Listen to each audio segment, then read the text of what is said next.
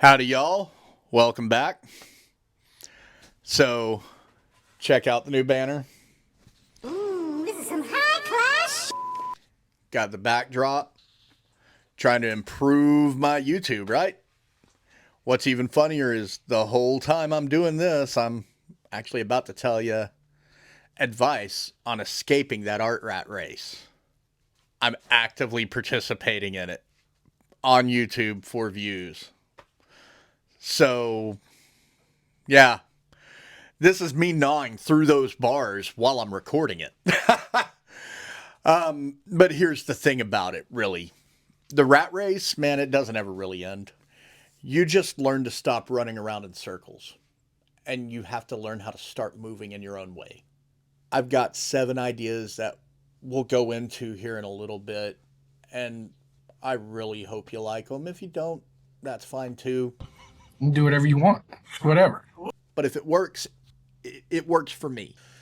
So before we get too far, though, I want to be very clear about why I started this channel, why I'm here doing this. Like, social media, quite frankly, is the toilet of the internet. Yes, it is. I'm not really trying to chase an influencer status. I'm here because I spent most of my life as a working artist, as a tattoo artist, in shops, dealing with deadlines, dealing with a lot of peripheral noise around me, dealing with everything online as it came up. I'm too old for this. And I want to talk just honestly about what that does to people who love making things, who love being creative.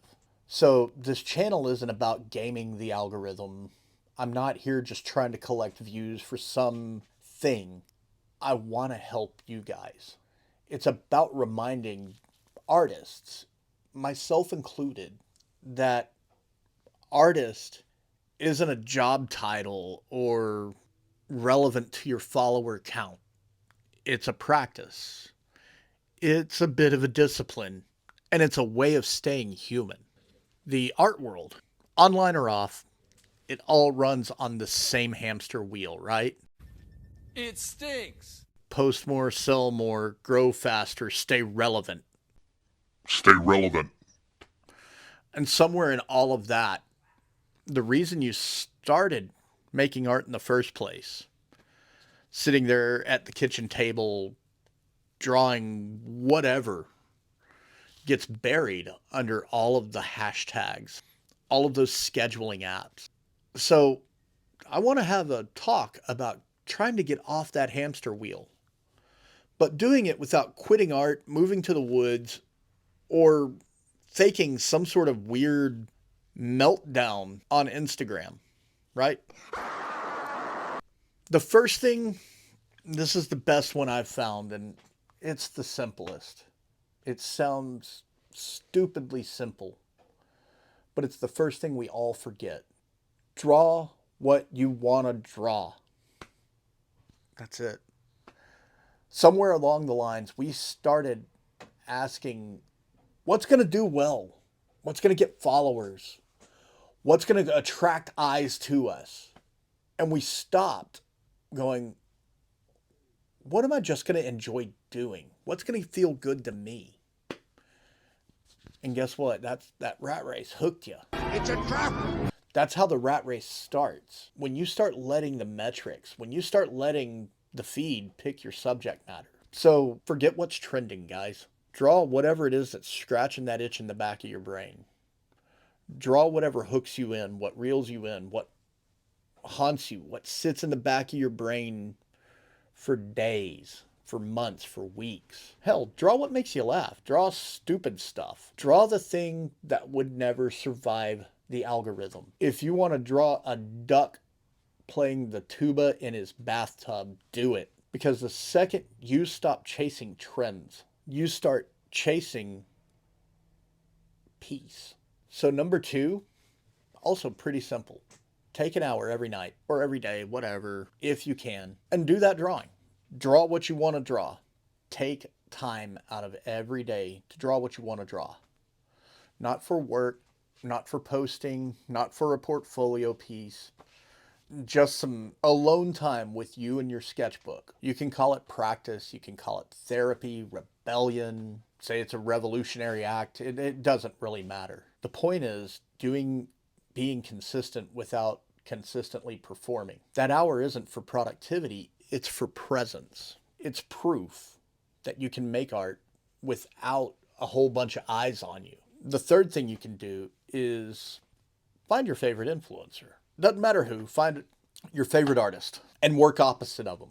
So there's a guy who's super slick and airbrushed and everything's chiseled. Pull out some inks, pull out some brushes, make it sloppy. If it's super clean lines, again, scratchy lines. If they work very chaotic and scratchy, clean your stuff up. If they post, super detailed rendered stuff, make your stuff flat. Make it weird. Make it yours. You're not rebelling against them. You're rebelling against the imitation. Art grows sideways, not up. The moment you start zigging, when the world zags, you stop being a follower and you start being an investigator or a scientist again. Number 4, treat your socials like a portfolio. Drop your art and get out. It's hard. It really is. But it's crucial. It's absolutely crucial. Social media wants you to think you're networking, when in reality, you're just waiting for approvals. You're waiting for those clicks. Post your work, say what you want, then close the app. Don't hang around refreshing those numbers. Don't start looking for your likes. Treat your feed like an art gallery. When you go into a gallery, you hang your stuff and you leave. You let your audience come to you. And that goes into number 5. When you get out of the gallery, make time to spend away from art. And honestly, if you're not doing art jobs, find something that's not your job. Your brain needs silence. You need to be able to step away, because ideas, they come in through the cracks. They come in when you're not actively pursuing them. So get out, man, go cook. If you want to do a garden, do a garden. Go walk around your block every day. Watch bad TV. Make yourself bored. Get bored on purpose. Boredom's where your mind starts wandering. It does all of its best off the book thinking when you're bored. So if all you're doing is drawing, you're not looking, you're not observing. Remember, guys, life feeds art. Art doesn't feed life. Number 6 is, if you do check your stuff, don't read the negative critiques. And if you read them, if you fall into that trap, don't defend your stuff. Don't defend your art. Don't do it. You'll regret it, man. Trust me. You're not going to win. You never win that fight. If someone hates your work, were they actually your audience in the first place? And if you jump in to try to defend it against somebody, man, you're giving up your peace. Critique, yeah, it has its place. And if you get good critique, take it. But not every opinion is worth your energy. It really isn't. You don't owe the internet an artist's statement. Let your work stand or fall on its own. Remember, your work speaks for itself, and that's how it stays yours. And then last but not least, don't read your stats. Stay off your social media stats. Seriously. Seriously. Again, stop checking them. That dopamine slot machine is built to make you feel behind even when you're doing great. You don't need to know your reach. You don't need to know your impressions. You don't need to know your views or your engagement to know your art's alive, right? The only metric that really matters is whether you still feel like making it. If you're drawing what you love on your own time, your audience will find you. And if they don't, you still won because you're making cool art, right? So in closing, I guess, the rat race, it's always going to exist. It stinks. There's always going to be someone out there that's younger, faster, trending, more polished, whatever makes you feel like crap about your own art. But art's not a race. Art's a language. You can't rush art. And you're studying to learn that language. Remember that. You break the system by refusing to play by the rules. So draw what you love. Keep it slow. Go offline. Measure your success by curiosity, not by clicks. Because at the end of the day, the algorithm doesn't care about you. The followers on social media don't care about you. They don't decide whether you're an artist or not. You do. That being said, thank you so much for watching. If you've made it this far, give yourself a pat on the back for me. I appreciate it.